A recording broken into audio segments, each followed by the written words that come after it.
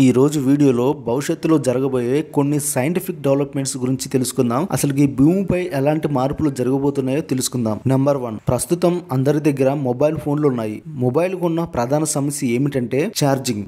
మాటికి ఛార్జింగ్ అయిపోతుండటంతో తలనొప్పిగా మారుతుంది. భవిష్యత్తులో ఈ సమస్య ఉండదంటున్నారు నిపుణులు. మొక్కల నుంచి కూడా ఛార్జింగ్ చేయవచ్చని అంటున్నారు. ఇందుకు సంబంధించి ఆల్రెడీ ఓ ఇన్వెన్షన్ అమల్లోకి వచ్చిందని, కుండీలోని మొక్క నుంచి రోజు 3 సార్లు ఫోన్ కి ఛార్జింగ్ చేయగలుగుతున్నారు చెప్తున్నారు. సమీప భవిష్యత్తులో అందరికీ ఈ టెక్నాలజీ అందుబాటులోకి రానుంది. సోలార్ పవర్ ద్వారా కూడా మొబైల్ ఛార్జింగ్ చేసుకునే టెక్నాలజీ కూడా వస్తుందట. నెంబర్ 2, ప్రస్తుతం మనుషులే కార్లను నడుపుతున్నారు. అయితే డ్రైవర్లెస్ కార్లలో ప్రయాణం ప్రమాదకరం అని మనం భావిస్తున్నాం. కానీ ఫ్యూచర్ లో దీనికి రివర్స్ లో ఆలోచిస్తున్నారట. అయితే డ్రైవర్లెస్ కార్లు మంచివని, వ్యక్తులు కార్లను నడిపితే ప్రమాదం అని భావిస్తున్నారట. ఎందుకంటే ఆటోమొబైల్ రంగంలో విప్లవాత్మక మార్పులు రానున్నాయి. భవిష్యత్తులో సెల్ఫ్ డ్రైవింగ్ కార్లే ఎక్కువగా ఉంటాయట. ఎందుకంటే అప్పుడు మనుషుల దగ్గర కారు నడిపేంత టైం ఉండదు. కారులో వెళ్తూ కూడా వారు ఎన్నో పనులు చక్కబెట్టుకుంటారు. కాబట్టి డ్రైవింగ్ సంగతి కారుకే వదిలేస్తున్నారట. నెంబర్ 3, మన భూమి చుట్టూ రకరకాల శాటిలైట్లు వాడడం పెరిగిపోతుంది. చాలా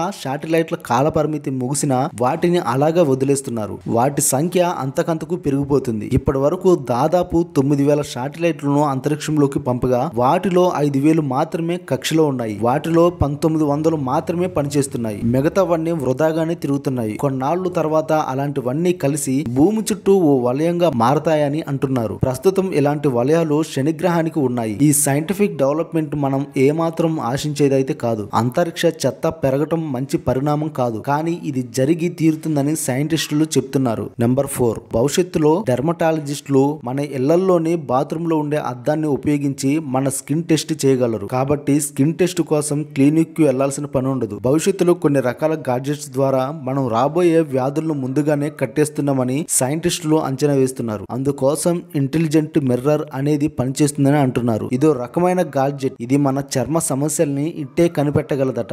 నెంబర్ 5, భవిష్యత్తులో స్వయంగా సరుకుల్ని నింపుకునే ఫ్రిడ్జ్ అయితే వస్తుందట. ఇది వినటానికి విచిత్రంగా ఉంది కదా, కానీ ఇది జరిగి తీరుతుందని శాస్త్రవేత్తలు చెప్తున్నారు. ఎలాగంటే ఫ్రిడ్జ్ లో సెన్సార్లు ఏర్పాటు చేస్తారట. ఆహార పదార్థాలు అయిపోగానే సెన్సార్లు గుర్తిస్తాయి. ఏ సరుకులు అయిపోయాయో వాటి కోసం ఆన్లైన్ లో ఈ-కామర్స్ సంస్థలకు ఆర్డర్ ఇస్తాయి. దాంతో వాళ్ళు డెలివరీ చేసేస్తారు. ఫలితంగా ఫ్రిడ్జ్ లో ఏం ఉన్నాయో ఏం అయిపోయాయో అనే టెన్షన్ అయితే ఉండదు. ఎప్పటికప్పుడు ఫ్రిడ్జ్ నిండుగా అన్ని సరుకులతో ఉంటుంది. ఇది అతి త్వరలో రాబోయే టెక్నాలజీ అని సైంటిస్టులు చెప్తున్నారు. నెంబర్ 6, ఇప్పుడు మనం ఏ పనికైనా మన సాధారణ చేతులను ఉపయోగిస్తున్నాం కదా, భవిష్యత్తులో బయోనిక్ లిమ్స్ ఉపయోగిస్తాం. ఇవి రోబో చేతులు లాంటివి. గ్లౌస్ లాగా ఉంటాయి. వీటిని తొడుక్కున్న తర్వాత బ్రెయిన్ వీటిని కంట్రోల్ చేస్తుంది. ఇప్పటికే ఇలాంటివి మనం వాడుతున్నాం. ప్రస్తుతం వీటిని ప్రాస్థెటిక్ చేతులు అని పిలుస్తున్నాం. ఈ కృత్రిమ చేతుల్లో విప్లవాత్మక మార్పులు రాబోతున్నాయి. భవిష్యత్తులో చాలా మంది బయోనిక్ లిమ్స్ ఉపయోగిస్తారట. మామూలు చేతులు చేయలేని ఎన్నో పనులు ఇవి చేయగలవు అని చెప్తున్నారు. నెంబర్ 7,